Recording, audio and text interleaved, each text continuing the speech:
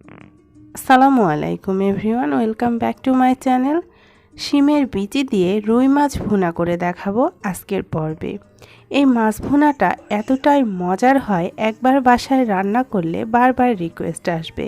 গরম ভাতের সাথে এরকম একটা মাছ ভুনা থাকলে আর কিছুই লাগে না। শিমের বিচি দিয়ে রুই মাছ ভুনার জন্য এখানে আমি ৮-৯ পিসের মতো রুই মাছ নিয়েছি। মাছটাকে আমি একটু ছোট করে কেটে নিয়েছি। আপনারা চাইলে এখানে বড় পিস করেও কেটে নিতে পারেন। মাছগুলোকে আমি খুব ভালোভাবে ধুয়ে পরিষ্কার করে সামান্য একটু লবণ, হলুদ আর মরিচের গুঁড়া মাখিয়ে নিয়েছি। আমি এখানে রুই মাছটা নিয়েছি, আপনারা চাইলে যে কোনো বড় মাছও নিতে পারেন। এখানে আমি মেজারমেন্ট কাপে 1.5 কাপ পরিমাণ শিমের বিচি নিয়েছি। বিচিগুলোকে আমি খুব ভালোভাবে পরিষ্কার করে নিয়েছি। আমি এখানে ফ্রেশ শিমের বিচিটা নিয়েছি, আপনারা চাইলে এখানে ফ্রোজেন বিচিটা দিয়েও রান্নাটা করে নিতে পারেন। আমি এখানে একটা বড় সাইজের আলু কিউব করে ছোট ছোট করে কেটে নিয়েছি। চাইলে আপনারা আলুটা বাদেও রান্নাটা করে নিতে পারেন। এবারে রান্নাটার জন্য চুলায় দিয়ে দিচ্ছি 2 টেবিল চামচ পরিমাণ সরিষার তেল। আপনারা চাইলে সয়াবিন তেলটাও দিতে পারেন। তেলটা গরম হয়ে আসলে আমি মাছের পিসগুলো দিয়ে দিচ্ছি। আমি এখানে পিসগুলো ছোট করে কেটে নিয়েছি। আপনারা চাইলে এখানে বড় মাছ দিয়েও রান্নাটা করে নিতে পারেন, তবে এভাবে করে দেখবেন খেতে অনেক বেশি মজা লাগবে। এই তো আমি মাছগুলো উল্টে পাল্টে খুব ভালোভাবে ভেজে নিয়েছি। মাছগুলো ভাজা হয়ে গিয়েছে, এবার আমি এগুলোকে তেল থেকে উঠিয়ে নিচ্ছি। তেল থেকে আমি মাছটা উঠিয়ে নিয়েছি। এবার ওই তেলের মধ্যে আমি যে আলুগুলো কেটে রেখেছিলাম সেই আলুগুলো দিয়ে দিচ্ছি। আলুগুলো দিয়েও আমি খুব ভালোভাবে ভেজে নিচ্ছি। আলুগুলো কিছুক্ষণ ভাজার পর এখানে আমি 2টা বড় সাইজের পেঁয়াজ কেটে রেখেছি, সেই পেঁয়াজগুলো দিয়ে দিলাম। পেঁয়াজ কুচিটা দিয়ে আলু আর পেঁয়াজটাকে আমি খুব ভালোভাবে 2-3 মিনিটের মতো একটু ভেজে নেব। আলু আর পেঁয়াজটাকে আমি খুব ভালোভাবে ভেজে নিচ্ছি।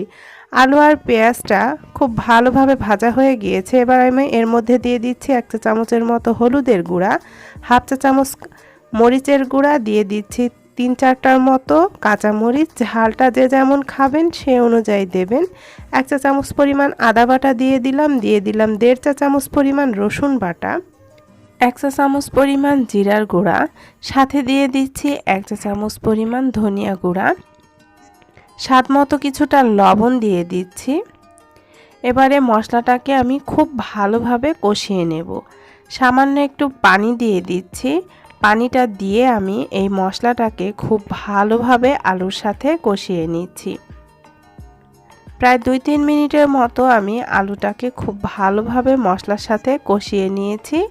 আলুটা কষানো হয়ে গিয়েছে। এবারে আমি যে শিমের বিচিগুলো রেখেছিলাম সেই বিচিগুলো দিয়ে দিচ্ছি। বিচিগুলো দিয়েও মশলাটার সাথে খুব ভালোভাবে এই শিমের বিচিগুলোকে কষিয়ে নেব।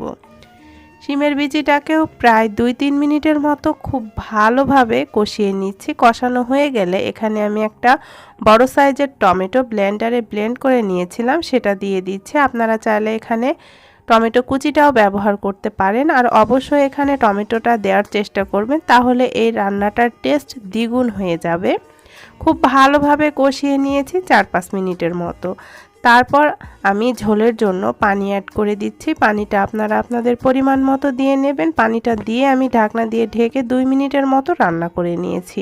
2 মিনিট পর আমি ঢাকনাটা উঠিয়ে ভেজে রাখা মাছগুলো দিয়ে দিচ্ছি। তারপর খুব ভালোভাবে নেড়ে চেড়ে আবারও ঢাকনা দিয়ে ঢেকে এটাকে 5 থেকে 6 মিনিটের মতো রান্না করে নেব। 5-6 মিনিটের পর রান্নাটা হয়ে গিয়েছে। আলুটা আর শিমের বিচিটা খুব ভালোভাবে সেদ্ধ হয়ে গিয়েছে।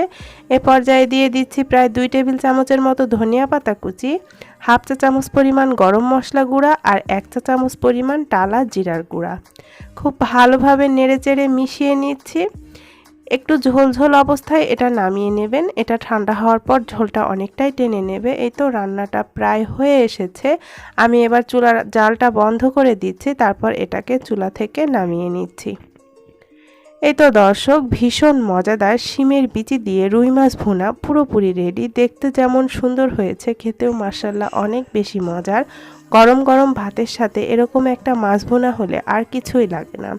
আশা করছি আজকের মজাদার এই মাছ ভুনার রেসিপিটি আপনাদের ভালো লেগেছে। ভালো লাগলে লাইক, কমেন্ট এবং শেয়ার করতে ভুলবেন না। সবাই ভালো থাকবেন, সুস্থ থাকবেন। সবাইকে আল্লাহ হাফেজ।